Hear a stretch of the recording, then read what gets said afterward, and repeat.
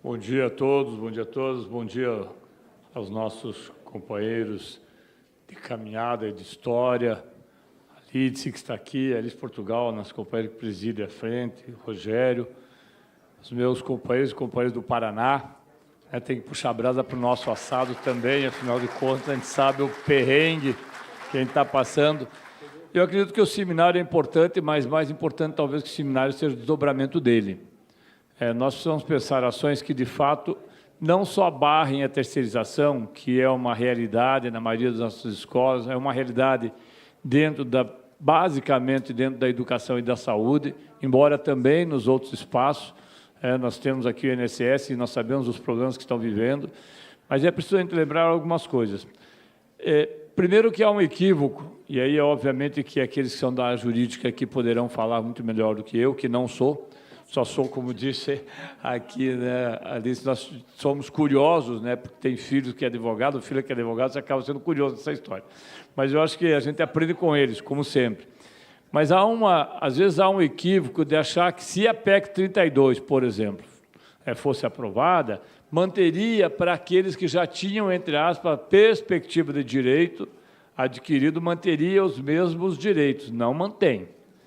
Se mudar com o PEC, o que tem hoje, especialmente para os servidores públicos, na expectativa de direito, perde o direito.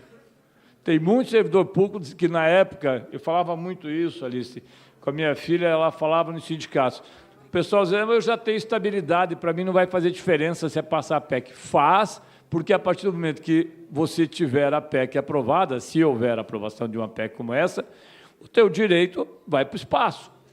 Porque você não adquiriu o direito ainda. Então, isso me parece que é uma necessidade que nós temos, e a gente trabalha há muito tempo com os companheiros e com os companheiros servidores públicos, de esclarecer sempre para o servidor público, assim como qualquer outro. Eu venho de banco, eu venho do Banco do Brasil, então nós já perdemos muito com isso também.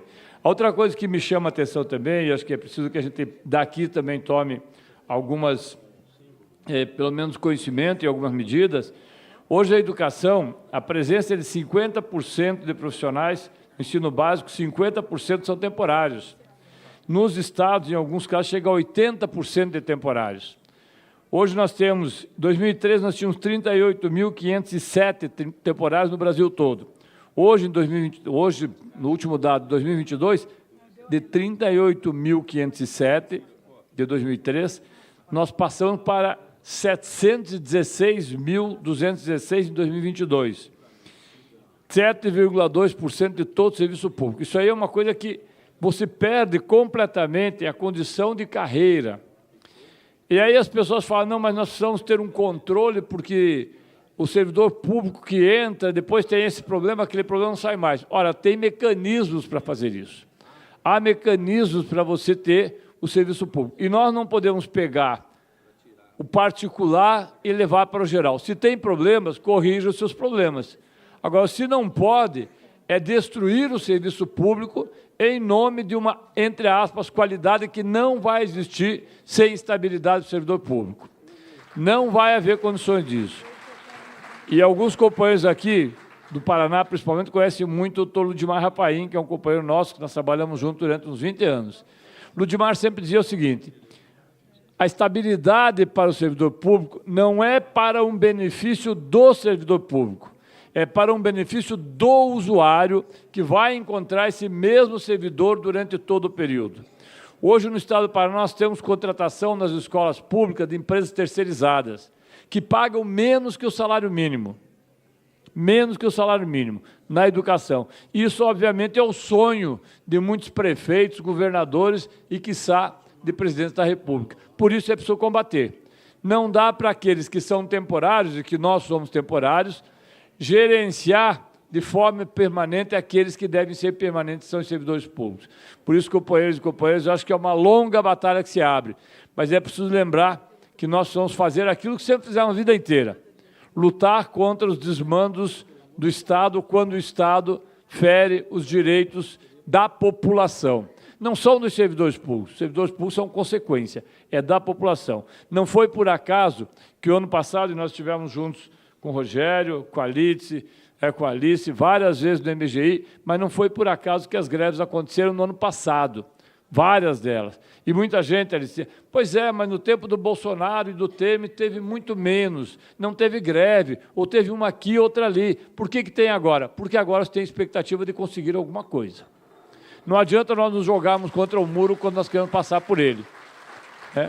Ao contrário, quando o muro é muito grande, nós temos que fazer pontes. E o nosso papel é fazer pontos com o governo federal. Independente do partido que estejamos, nós temos compromissos com os servidores públicos que vão além do nosso mandato temporário. Por isso, companheiros e companheiras, podem contar conosco naquilo que for necessário, não é aquilo que for possível. O possível sempre é muito menos do que o necessário. Nós vamos fazer o necessário. Talvez não seja só o possível. Esta é uma ordem de coragem. E coragem para enfrentar as dificuldades nós temos, sem dúvida nenhuma. Boa luta a todos nós, bom seminário, e vamos fazer aquilo que precisamos fazer.